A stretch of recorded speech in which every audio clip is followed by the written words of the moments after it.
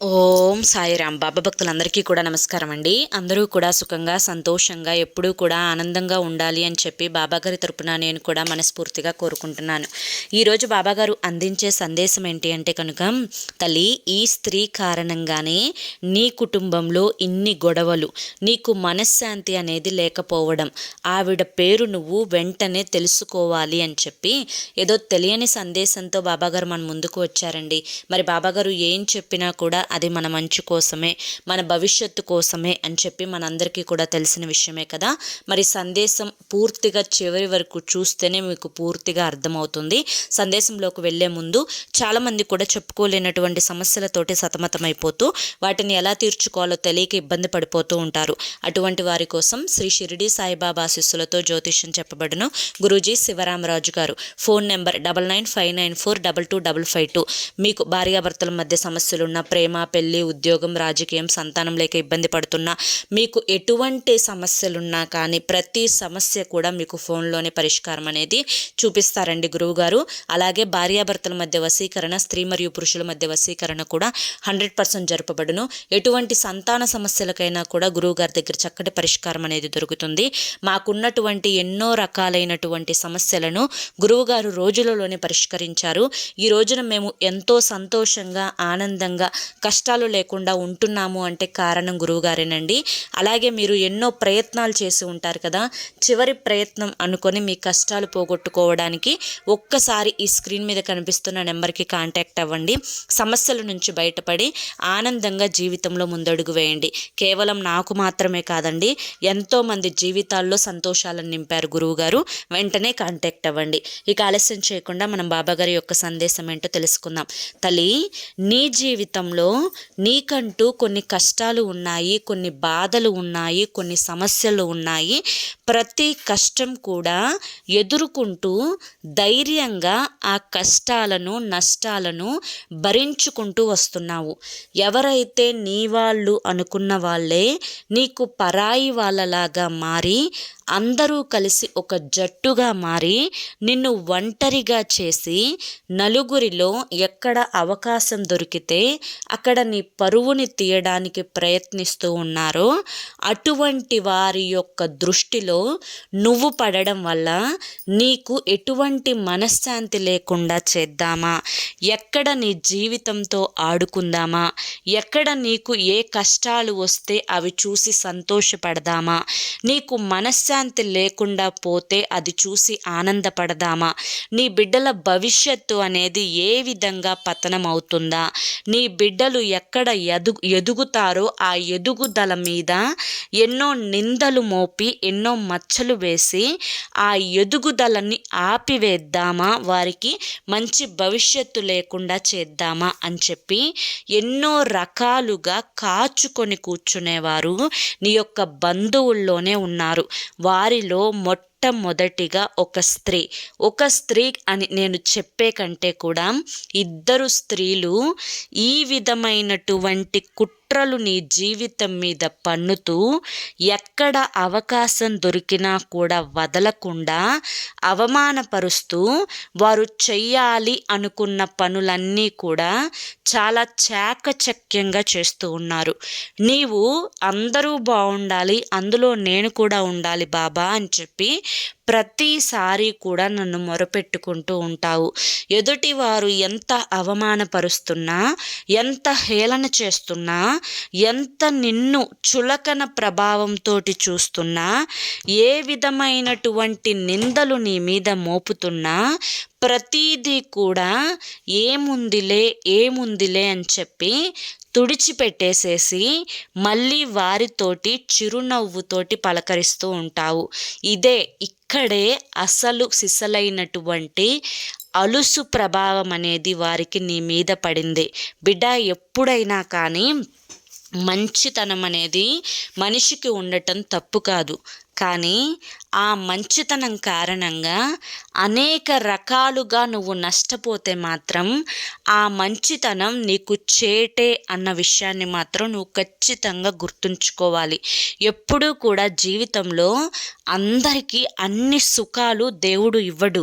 వారి యొక్క కర్మానుసారంగా కొన్ని కష్టాలు, నష్టాలు, బాధలు అనేవి పడాల్సి వస్తుంది. అయితే కొంతమంది ఎవరైతే నిన్ను చూసి, నీ పనులు చూసి, నీ యొక్క అందాన్ని చూసి, లేదంటే కనుక నీ యొక్క తెలివితేటలను చూసి, లేదా నీ యొక్క కుటుంబ పరిస్థితి అనేది చక్కగా నువ్వు ఎన్ని కష్టాలు వచ్చినా కూడా ఒక్కొక్కటిగా దాటుకుంటూ వెళ్ళేటువంటి నీ యొక్క తెలివితేటలను చూసి ప్రతి దానికి కూడా ఈర్ష్యపడుతూ, అసూయపడుతూ నీ మీద పీకల వరకు కూడా పగను పెట్టుకొని ఉన్నారు. ఒక వ్యక్తి మీద మరొకరు పగ పెట్టుకున్నారు అంటే ఆ వ్యక్తి ఎన్నో మాటలతోటి అవతలి వారిని హింసించైనా ఉండాలి, లేదా వారి జీవితంలో ఏదో నష్టాన్నైనా చేసి ఉండాలి, లేదా వారి యొక్క కుటుంబంలో అనేక రకాలైనటువంటి గొడవలకు ఆ వ్యక్తి కారణమై ఉండాలి. కానీ ఏది లేకుండా ఇక్కడ ఇంత మంచితనం నీలో ఉన్నా కూడా ఆ వ్యక్తులు నీ మీద పగ పెట్టుకున్నారు అంటే ఇది దుర్మార్గమే అని చెప్పి నువ్వు ఆలోచించుకోవాలి. ఇటువంటి దుర్మార్గులకు కుక్క కాటుకు చెప్పు దెబ్బ అనే మాట వినే ఉంటావు కదా. వారితోటి నువ్వు ఈ విధంగా కనుక ప్రవర్తించకపోతే నీ జీవితంలో ఇప్పటికే చాలా కోల్పోయావు, ఇంకా మరిన్ని కోల్పోవాల్సి వస్తుంది. మనిషికి ఓర్పు అనేది అవసరమే, నేను కాదు అని చెప్పి చెప్పడం లేదు. కానీ మితిమించిన ఓర్పు, మితిమించినటువంటి మంచితనం నీకు ఎన్నో నష్టాలను తీసుకొని వస్తాయి అని చెప్పి నువ్వు తెలుసుకోవాలి. నీ జీవితంలో ఒక బొట్టు లేనటువంటి స్త్రీ, ఒక బయట స్త్రీ, ఒకరు ఇంటి పేరుతో గల స్త్రీ, మరొకరు బయట ఇంటి పేరుతో గల స్త్రీ, వీరిద్దరూ కూడా నీకు ఎక్కడ అవసరం వస్తుందో ఆ అవసరం కోసం నువ్వు వారి దగ్గరికి వెళ్ళినప్పుడు అది తీర్చకుండా ఉండటానికి, ఆ అవసరం మరొకరి దగ్గర నుంచి నువ్వు కోరుకోకుండా ఒకవేళ నువ్వు అడిగినా అది జరగకుండా చేయడానికి కుట్రలు పన్నుతూ ఉన్నారు. నీ మీద ఉన్నవి లేనివి చాడీలు చెప్పి నలుగురిలో, అంటే నీ యొక్క బంధుమిత్రులలోనే నీవంటే ఒక ఈర్ష్య, ఒక అసూయ, ఒక అంటే చూడలేనితనం, అంటే నువ్వు మంచిదానివి కాదు, నువ్వు అందరూ బాగుపడుతుంటే చూడలేవు, నీకు ఈర్ష్య ఎక్కువ, అసూయ ఎక్కువ, నలుగురు చల్లగా ఉంటే నీ కళ్ళు అస్సలు చూడలేవు అన్నట్లుగా నీ యొక్క వ్యక్తిత్వం మీద దెబ్బ కొడుతూ ఉన్నారు ఈ ఇద్దరు స్త్రీలు.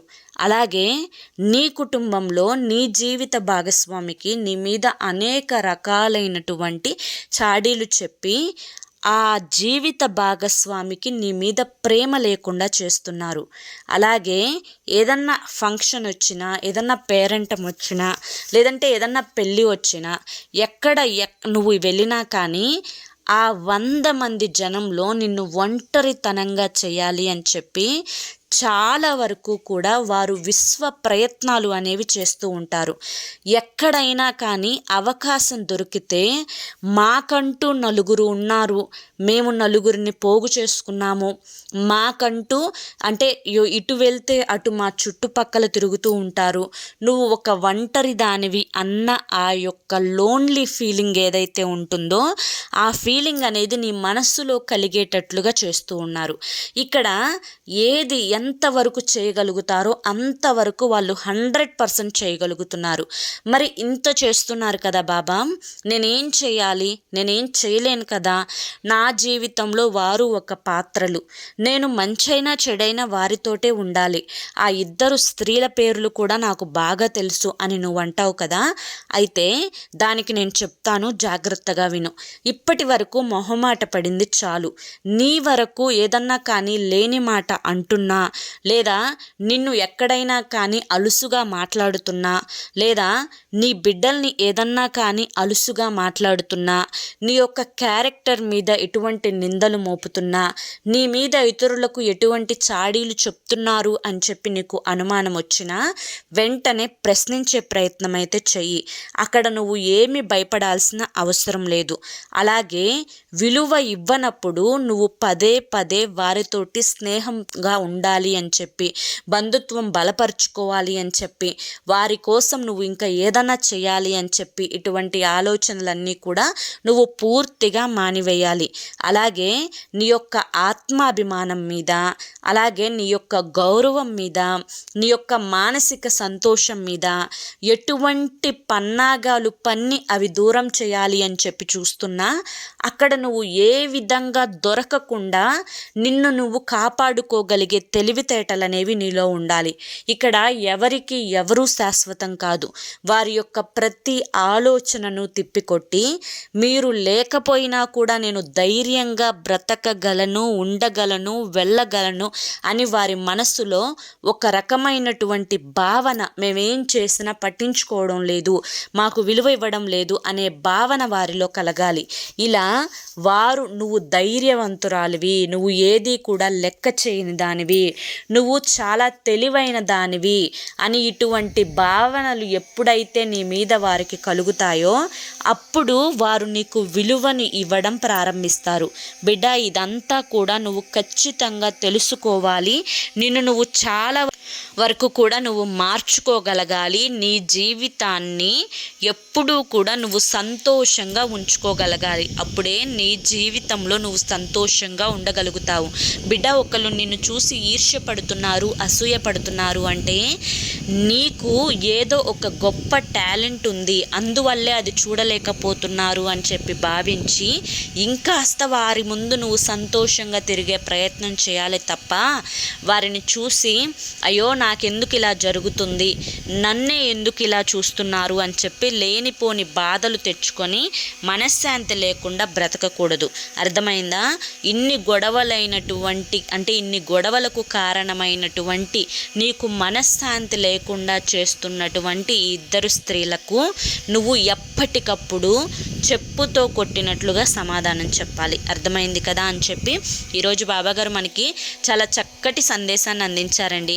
మరి ఈ సందేశంలో ఎంతో గొప్ప ఆంతర్యం ఉంది, మనం అర్థం చేసుకోవాలి. కానీ ఈ సందేశం మీ అందరికీ కూడా నచ్చింది, అర్థమైంది అని చెప్పి అనుకుంటున్నాను.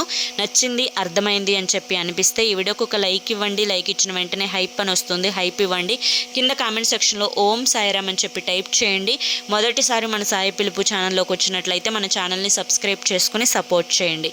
రేపు మరొక మంచి వీడియోతోటి మళ్ళీ కలుసుకుందాం. అంతవరకు కూడా బాబాగారి యొక్క ఆశీస్సులు మీ మీద, మీ కుటుంబ సభ్యుల మీద ఎల్లకాలం ఉండాలి అని చెప్పి మనస్ఫూర్తిగా కోరుకుంటూ సర్వేజన సుఖినో భవంతు. ఓం సాయిరామ్.